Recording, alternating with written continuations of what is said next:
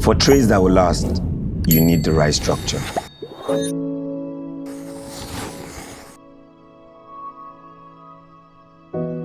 For a business that will work, you need the right support.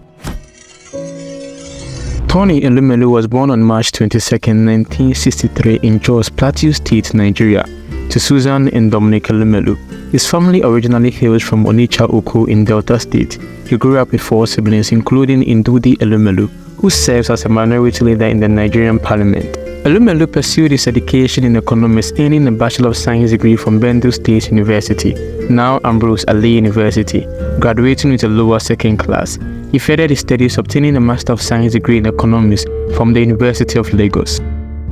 Tony began his career as a copier salesman. He spent most of his life career in banking, rising from the position of an analyst to become the CEO of Pan-African Financial Service Group, United Bank of Africa. A year after earning his master's degree in economics from the University of Lagos, he boldly applied to join All State Trust Bank. Despite not meeting the qualification criteria, by a stroke of luck, the CEO of the bank came across his application letter. Impressed as he was handpicked to the interview, which he subsequently got a job. Not that Tony Elumelu had the best cover letter or whatever. He just wasn't qualified, and deep down he knew it and wrote at the back of his cover letter, "I know I may not have met the qualification criteria for the advanced roles, but I'm intelligent, driven, ambitious, and I'll make the bank proud." At just 26, Tony was offered the opportunity of a lifetime to become a branch manager at All State Trust Bank, making him the youngest bank branch manager in the country at that time. I guess it's obvious to say he proved what he said. This opportunity influenced his life a lot, prompting him to give young employees the same opportunity he was given. Tony's accomplishment became public when he achieved the seemingly impossible. He was relatively unknown in the Nigerian banking industry at that time when he acquired a distressed financial institution, Crystal Bank, and became its CEO, an action that earned him and his circle of peers the nickname the Cowboys of Banking. Audacious at 34 and the country's youngest banking CEO, he renamed the struggling bank Standard Trust Bank and pursued an aggressive strategy that catapulted STB from its obscurity to becoming Nigeria's 5th largest bank within 7 years. Tony's impact on the African financial landscape is greatly undeniable. In 2005, he orchestrated what could be known as the largest merger in sub-Saharan Africa at that time, uniting Standard Trust Bank with the more established United Bank for Africa, which was Nigeria's 3rd largest financial institution. This pivotal move marked the beginning of a remarkable transformation within a decade. Tony steered UBA from a domestic bank to a Pan-African powerhouse, over 1 million customers, a presence in 20 African countries, and international offices in Paris and London and New York. This remarkable feat solidified his reputation as a master of business turnarounds and cemented his position as one of Africa's most influential business leaders. In 2010, Tony left UBA with a vision to extend his successful intimate understanding of Africa's economic potential. He founded Heirs Holding. Even the name should say it all. Heirs Holding is a family-owned investment company, a business entity specifically created by a family or a member of a family to manage and grow the family's wealth over generations to come. Basically, it's meant to keep the members of the family rich or keep a continuous cash flow running through the family for generations to come. This type of company typically invests in a diverse range of assets, including businesses, real estate, and financial instruments. Heirs Holding is committed to improving lives and transforming Africa through strategic long-term investment in key sectors of the African economy. These sectors including financial sectors, hospitality, power and energy, technology, and healthcare. Today, Heirs Holding and its portfolio companies employ over 30,000 people and empower thousands more across the continent. Tony's commitment to Africa's future extends beyond business ventures. In 2010 also, alongside Heirs Holdings, he established the Tony Elumelu Foundation, a testament to his unwavering belief in young Africans as a catalyst for the continent's transformation. TEF has become a beacon for sustainable development in Africa, serving as a leading champion of youth entrepreneurship. It embodies its mission of empowering young African entrepreneurs through its flagship entrepreneurship programs. The 10-year $100 million initiative aims to identify, train, mentor, and find 10,000 young African entrepreneurs across all 54 countries. Since its inception, TEF has funded nearly 10,000 entrepreneurs and built a vibrant digital ecosystem encompassing over 1 million Africans.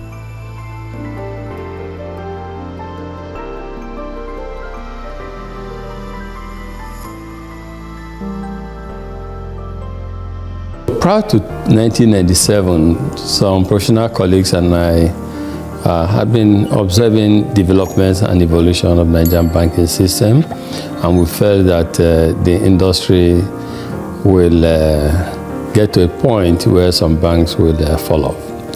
And we decided to grow expertise and skills that will help us take advantage of that kind of opportunity if it came up. And just like some people say, it's more like we saw it ahead of time. And it did happen. And when it happened, we saw the NDIC then in Nigeria. They wanted to liquidate over 22 banks. And some friends again and I felt that it was time to practice what we had foreseen and what we were preparing for. And that was how we came together and made a bid for the then Crystal Bank, which we later changed to Standard Trust Bank. And the bid was simple. A lot of depositors had lost a lot of money in banks at the time. And we thought what we owed these depositors was to help them make sure they got their monies back, but over a period of time. So we approached the central bank, we approached NDIC, and we made an offer. We also approached the, in quote, SY shareholders of Standard Trust Bank, of Crystal Bank. Remember, the bank was totally gone, so there was nothing to say they had. But we still approached them and said we would like to take over this bank. And the bank was under NDIC news, and that was going to liquidate the banks. And so we made an approach. And said, okay, let's hear your plans. And I must commend the central bank and the NDIC at the time, and also the then finance minister, Chief Anthony Ani. And then we approached them, and that was how the journey started.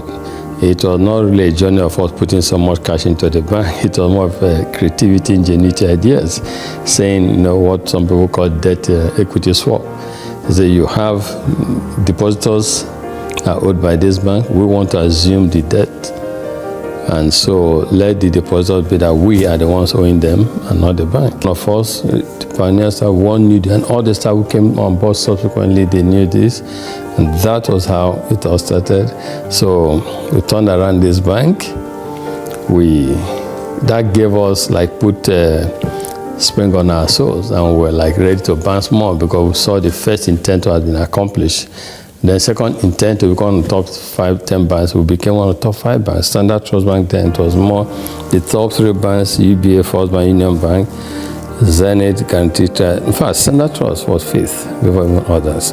And then we said, okay, so this is achievable. Then let's re-strategize for the 30-year goal, which was to become one of the top 3 banks. And that was how, from ashes of Crystal Bank to Standard Trust Bank, from Standard Trust Bank to United Bank for Africa. Before year 10, this is our 30th strategic intent, which was to become one of the top 3 banks in the country. We achieved that. We achieved that through the combination of Standard Trust Bank and United Bank for Africa, combination, equity combination, human capital combination, so everything together, and then we created today's UBA.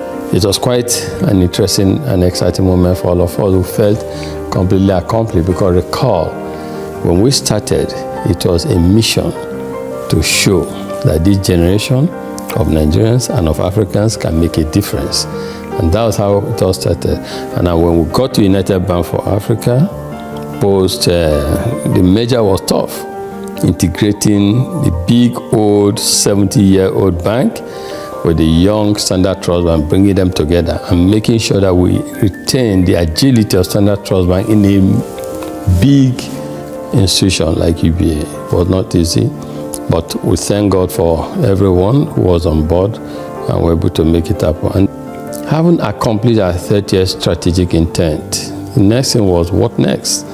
And we said we wanted to become the Pan-African Bank. And so from, again, ashes of Crystal Bank, Standard Trust Bank, United Bank for Africa, where we had become the largest financial services group in Nigeria at the time, through the merger that we orchestrated, which again was the largest financial services combination or merger in sub-Saharan Africa at the time and to date in terms of size.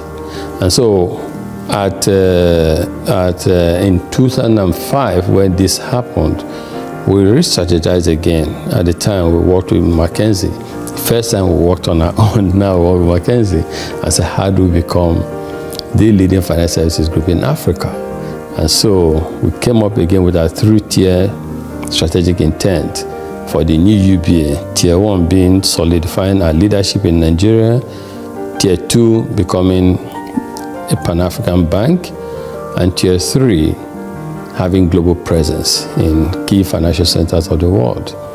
Again, we put time frame to it. In 2007, we branched out Ghana, Cameroon, I think, and other countries. Today, I'm happy to say that UBA operates in 20 countries in Africa, Nigeria plus 19 others from zero at merger of 2005. So that intent of growing Pan-African Bank, we have one on course. Are we the leading Pan-African bank yet? Not immediately, but we are one of the top 3 in Africa at this time. And then in the global arena, UBA is by far #1 African bank, all of Africa. African bank. We're the only African bank that operates in the United States of America with a deposit-taking license, all of US. We have UBA UK, we have UBA in Paris, our rep office, and just recently we got our proven principal to operate in Dubai. So you can see that from New York, London, Paris, and Dubai now, we're dotting the lines, crossing them, and making sure that we are able to improve our capacity and capability to serve African businesses across the globe and to serve Africans in diaspora and to also serve those who want to do business in Africa, to also bring capital into Africa. So looking back, the journey that started 1997 has come to a position where all of us who were part of it and those who joined later and those who are still there today, feel accomplished, but the journey is still beginning because it's a journey in eternity.